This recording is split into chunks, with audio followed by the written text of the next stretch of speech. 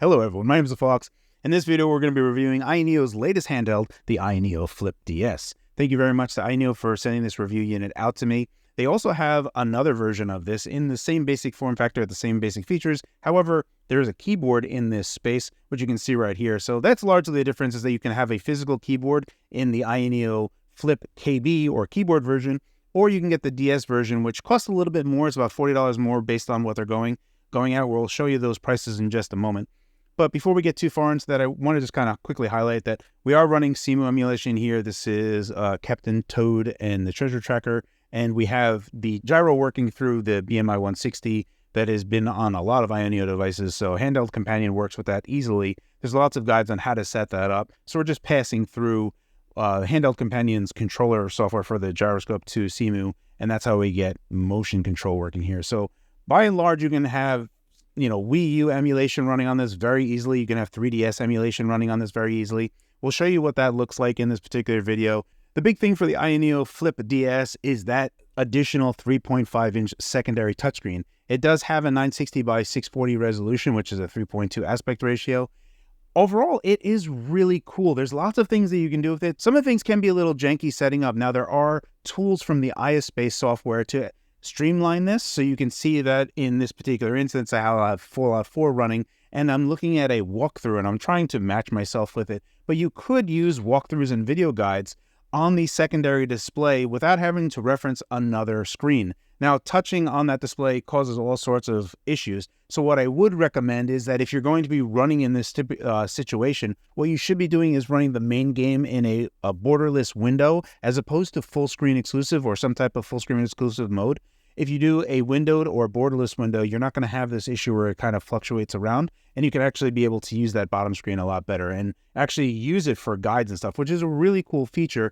One other thing that is paying dividends for AYANEO is their AYASpace 2 software. What this allows, all that work that they've been doing for AYASpace 2 has allowed them to take all that work that they did and transplant it into the second screen. What you get basically is you get an FPS monitor, an easy way to handle TDP or any type of power controls, or even quick access functions. Like if you wanted to quickly disable the joystick key so that the mouse was no longer being emulated via the analog sticks, you can quickly disable that. Or if you wanted to do some quick FSR, if there was some type of window scaling that you needed to do, all of those applications are on the bottom. It all culminates right now to a pretty good software solution for a dual screen handheld device. This is not an easy thing to accomplish, so AYANEO really deserves kudos here for getting it as far as they have.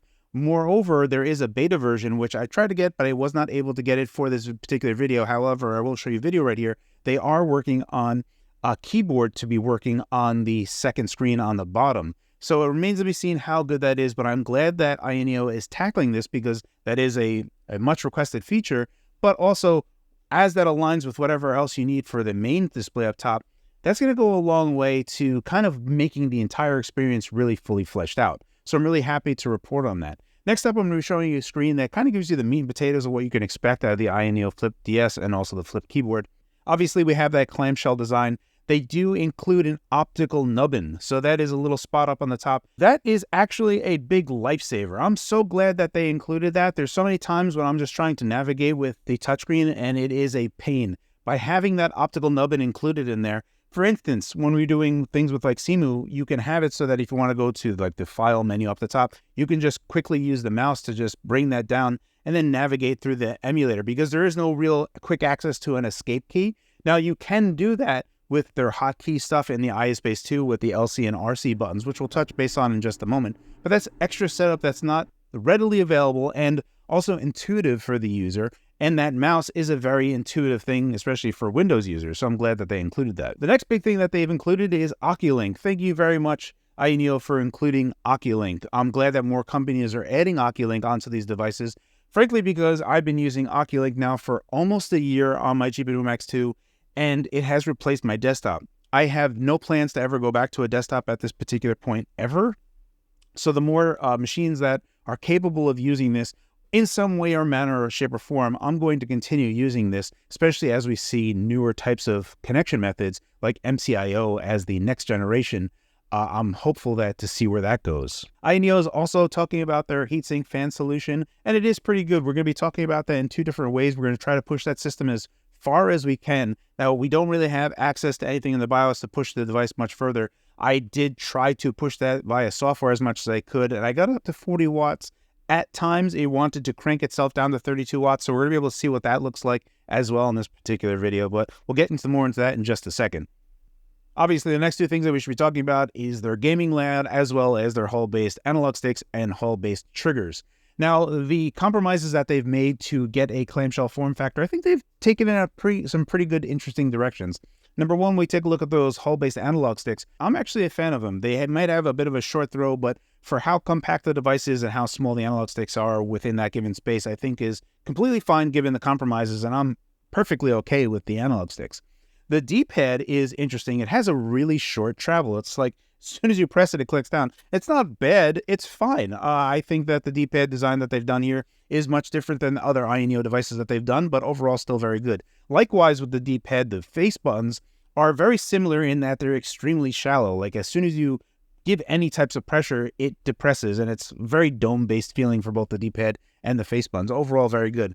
The one part that I would say that is not my favorite is the analog triggers. Just how they feel when they depress isn't great when I'm holding in my hand, even though comfort-wise, ergonomics-wise, when you're holding the device, it feels great overall. It's just that the triggers feel a little bit weird when I'm pressing down at it, almost as if I have to exert a weird type of force in a given direction to actually actuate the triggers.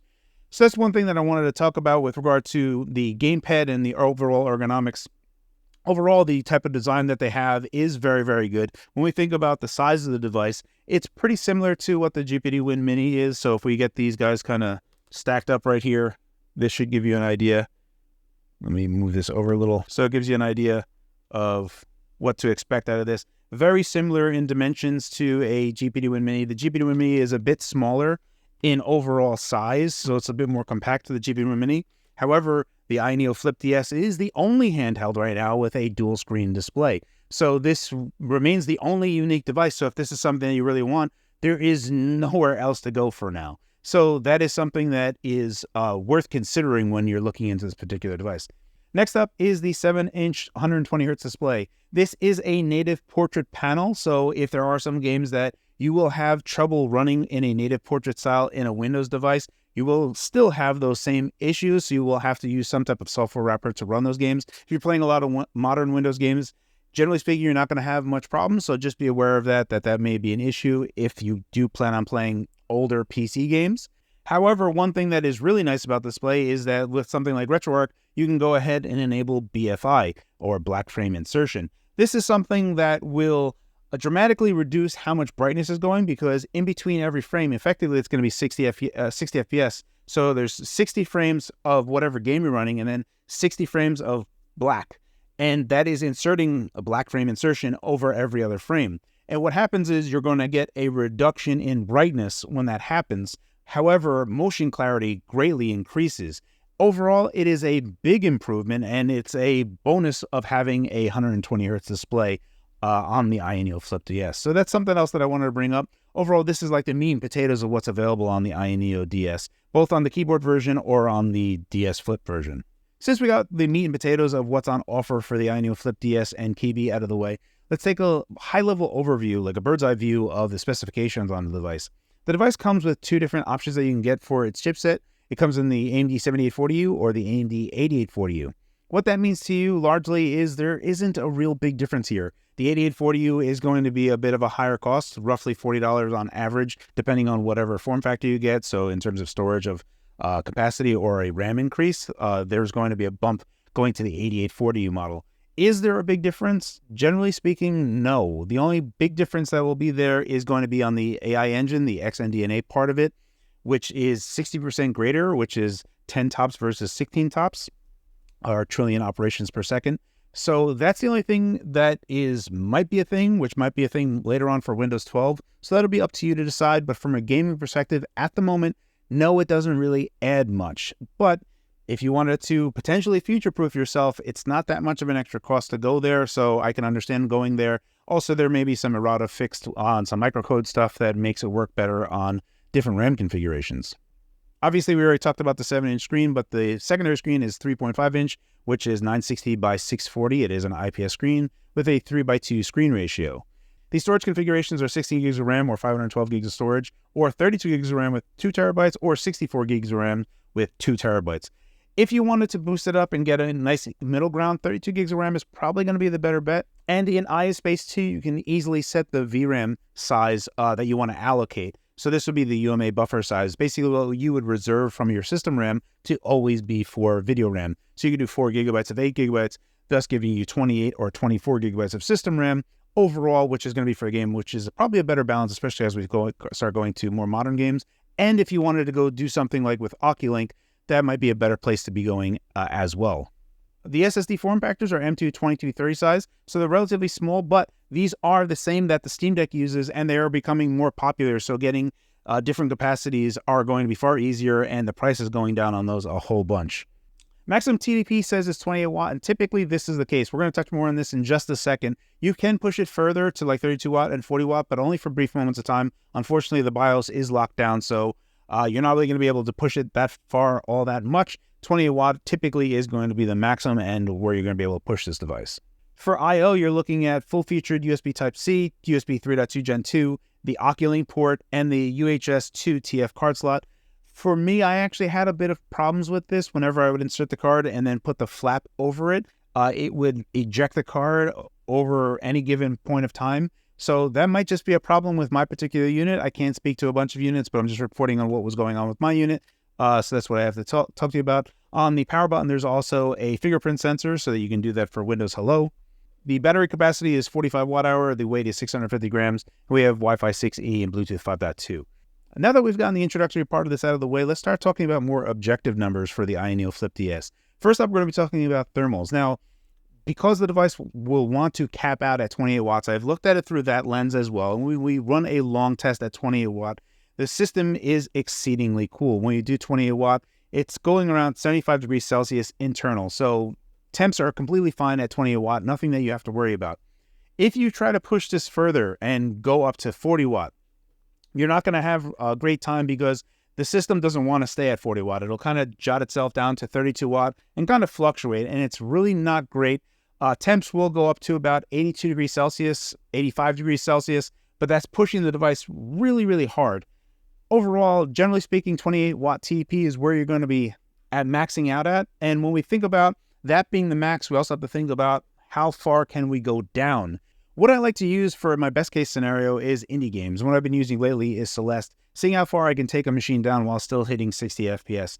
And in this particular setting, I can only do 5 watt TDP, which translates to roughly 10 watt total. And that's with 50% brightness and then the lower screen still on. So this is a default setting that I wanted to show you because if you want to use both of those at once, which is going to be something that you're going to want for a dual screen device. So when you take a look at that, we're looking at a best case and worst case scenario. Worst case scenario from this graph that you're looking at 28 watt TDP is going to give you around 50 minutes of battery life, and how that scales with TDP versus total system power you're going to see on the graph as well. When we graph out how battery life looks from a best case scenario, we're looking at 3.5 hours of battery life. And when we graph that out, you can see how much total system power is being used across the board over that 3.5 hour period. So this is what you should expect from a battery life perspective. And when we think about all those things in thermals, when we take a look at this visually through a thermal graph, most of the heat is on the face of the device around the 3.5-inch screen. On the left-hand side is where it gets hottest.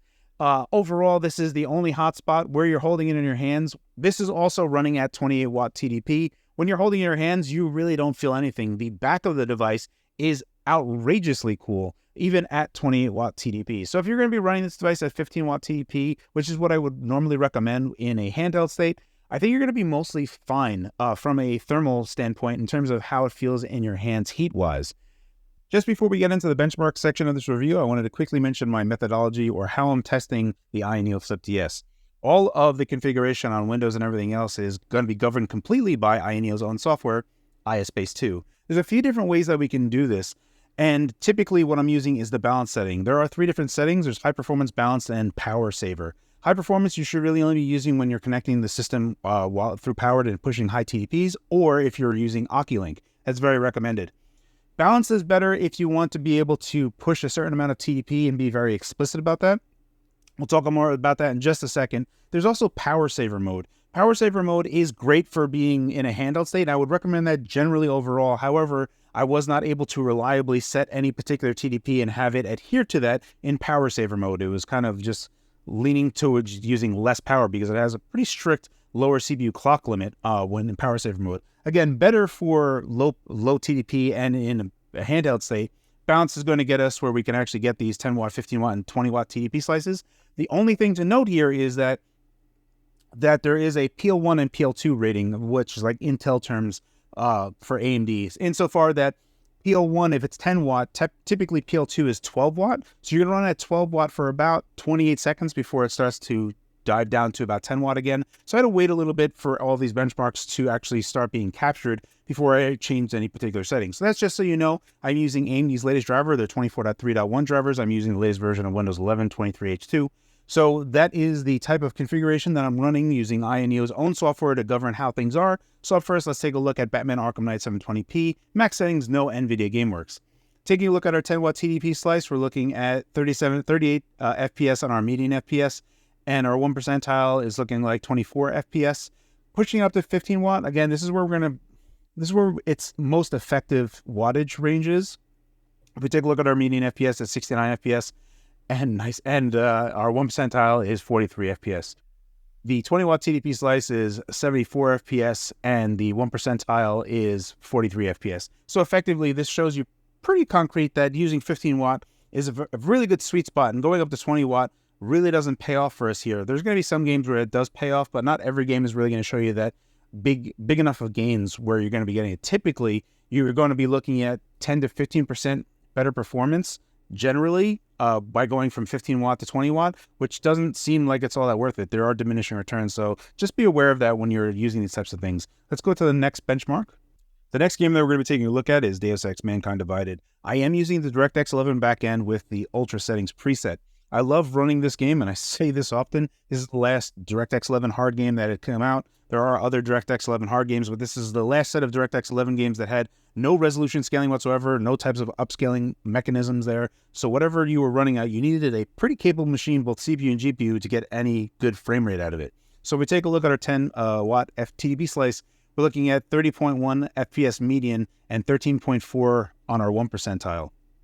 Pushing up to 15 watt, we only get a slight boost here. We're going up to 34.1 on our median FPS. However, our 1 percentile gets a considerable boost, and we're looking at around 25 FPS on our 1 percentile. Going up to 20 watt, this is where it's going to be mostly playable here. We're looking at a 44.4 FPS median and 32 FPS on our 1 percentile. I would still recommend running this at 15 watt in a handheld state. When you're running powered, obviously the device can withstand 28 watt, no problem, and we talked about that in thermals already. So just keep this in mind when we're looking at this for running in a handheld state. Let's go ahead and take a look at our next game. The next game we're going to be taking a look at is another one for my benchmark suite, and I love this game for benchmarking because it is absolutely brutal on GPUs. This is Returnal. I'm running 720p low settings. However, I am using FSR2 balance, so it is running at a sub-resolution of 720p and then upscaling to that. So if we take a look at our 10 watt TDP slice, our median FPS is 22 FPS, and our 1 percentile is 10.4. Not really good enough. We definitely need to push more power into it. Going up to 15 watt, this is where it's going to start getting somewhat playable. We're looking at 37.5 FPS on our median FPS and 22.6 FPS on our 1 percentile. And then when we go up to 20 watt, we have another bit of a sizable lead, and again, 18%. That 18% number is where you're really going to start, generally speaking, the type of performance increase you get from 15 to 20 watt. We're looking at 44.3 FPS median and 28.3 on our 1 percentile. This is what it looks like for a Returnal. Game is definitely playable with these particular settings at 15 watt, and again, what I would suggest, let's go ahead and take a look at our next game. And the last game that we're going to be looking at here is Cyberpunk 2077. This is running 720p with no upscaling, and I'm using the Steam Deck preset. If we take a look at our 10 watt TDP slice, we're looking like we're getting 23 FPS on our median FPS. However, our 1 FPS is really struggling here. Our frame times are going to be pretty brutal, and you're going to feel a lot of stuttering. At 15 watt TDP, you're looking at 36 FPS on our median FPS and around 20 FPS on our 1 percentile. Again, you will feel some stutters here from time to time. Going up to 20 watt, this is where things are genuinely better. We're looking at having somewhat of a consistent 30 FPS in our 1 percentile. Our median FPS is 49 FPS. But again, I would say 15 watt, maybe go up to 18 watt. Thermals wise, everything runs fine on the device. It's really going to be about how much battery life you're going to be getting out of the device when you start pushing the TDP. That's going to be it for the benchmark section of this particular video. I've done 7840U and 8840U benchmarks in a lot of my other videos, so if you want to have a lot more detailed information, you can go ahead and take a look at those as well. We're going to be taking a look at Oculink performance on the AYANEO Flip DS as well, and we're going to be taking a look at some type of emulation that can be possible on this device. For all intents and purposes, it's a really remarkable device. Let's go ahead and take a look at the Oculink portion of this video. All right, so in this part of the video, we're going to be taking a look at using the Oculink port on the AYANEO Flip DS. I am using the GPD G1, and as far as you're concerned, or as far as anything is concerned, on the PC you can see that this is the 7600M XT. Thankfully, with the latest 7840U drivers, we're just using the latest AMD drivers. So this is the 24.3.1 drivers, and they work automatically on the 7600M XT. So there's nothing we need to do. We don't have to install anything else. It'll just kind of work. So with that out of the way, let's go ahead and run Returnal. And this game is going to be stressing the GPU quite a bit. And we'll see how far we can push the device. All right, so here we are in Returnal. And you can see right here that this is running on the AYANEO DS. So if I move, you can see that the character moves. Pretty cool. Up here you can see I just have the monitor looking. It's getting kind of blown out, so it's a little bit hard to see. And then down here we have the AYANEO configuration utility. So I can set the TDP to what I like. Also, it moves the character around when I touch, so it's like a mouse, which is interesting.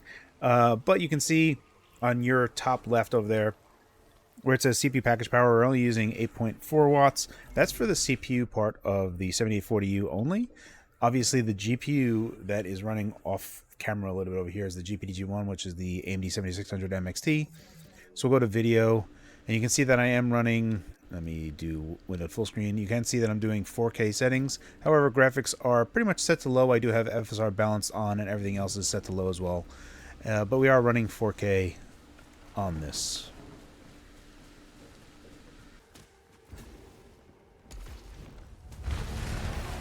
Encounter hostile predator.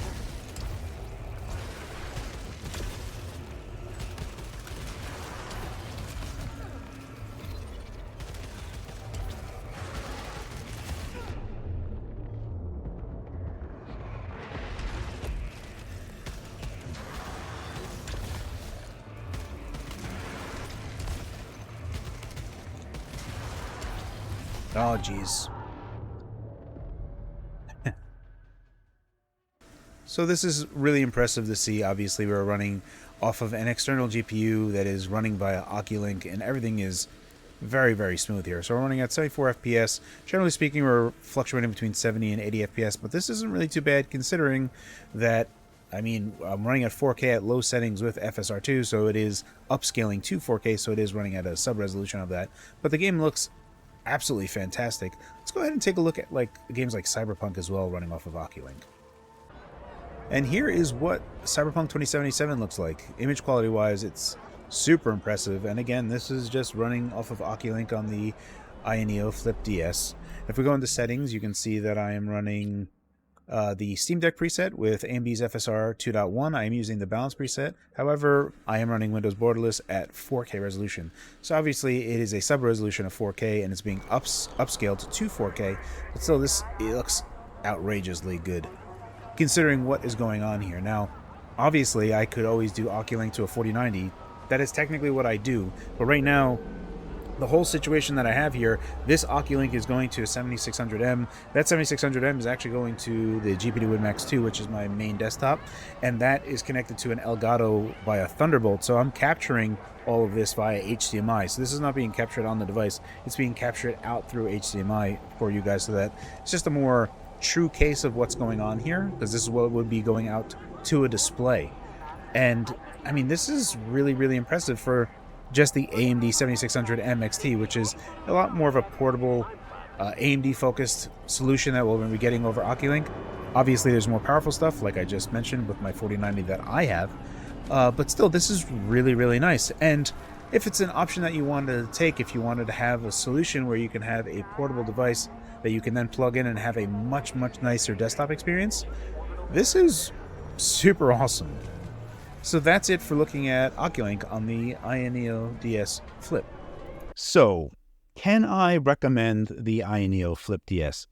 Yeah, totally I can. This device is really cool. It's also very unique. If you are the type of person that has long been waiting for a high-performance, modern, open, dual-screen handheld, this is it. This is a one-stop shop for you. There's nothing else on the market, at least right now, that does what this does. I would also say that AYANEO has been working on AYASpace 2 for so long, for so many years, that it is now paying dividends for them because all of that gets to fit into this bottom screen. So we get our heads-up display for FPS instead of occupying the main screen. We can see that nice and easily down here. We can also quickly and easily adjust TDP and do anything else we want from this bottom screen, or any other features and functionality that come from AYASpace 2. So there's lots of stuff here that AYASpace 2 has been laying the groundwork and foundation for this that is working out absolutely perfectly on this bottom screen. Overall, I'm a big fan of it. I'm glad that they also included Oculink on this device. That is something that is huge for me, and I think if you were looking into getting an eGPU solution, Oculink should be the only thing you're looking for. If you're still on the Thunderbolt train, I would highly encourage you to get off of that train because Thunderbolt isn't great, and Oculink is much, much better. The only thing, if I had to be nitpicky, if there was something that I had to be critical on, is that the microSD card slot for me, my microSD card kept popping out. Every time that I would close this hinge, it would eventually just pop out. And I tried a bunch of different microSD cards, and it was various times that it would just eventually pop out. So I don't know what is going on there, but that's like literally the only thing that I could say as a negative for the device. Overall, when you think about how compact it is and how much features and functionality it is, and its uniqueness, yeah, it's super easy to recommend. Obviously, there's jankiness. There's things that aren't smooth and seamless. Like if you want gyro controls, you're going to have to use Handheld Companion and then hook all that up into CMU to get all that working. Sometimes when you're mapping a second screen, if you wanted to do video, especially for a walkthrough, if you wanted to touch that bottom screen and scrub through it, it might mess up with the top screen, so you're going to have to do a borderless window mode on the top just so that can work better. So there's things like that that aren't totally seamless, but I don't think that's so much of a problem from AYANEO's side, especially as they work through it. And you can navigate around that by working around it by using a windowed borderless mode. So there's things to really like about the AYANEO Flip DS, how unique it is and what it offers. Thank you very much to my YouTube channel members as well as my Patreon members. The support you guys give me, it really does help me keep going. So I really do appreciate it. Thank you very much for that support. I hope this video is informative. As always, guys, thank you for your time. And thanks for watching.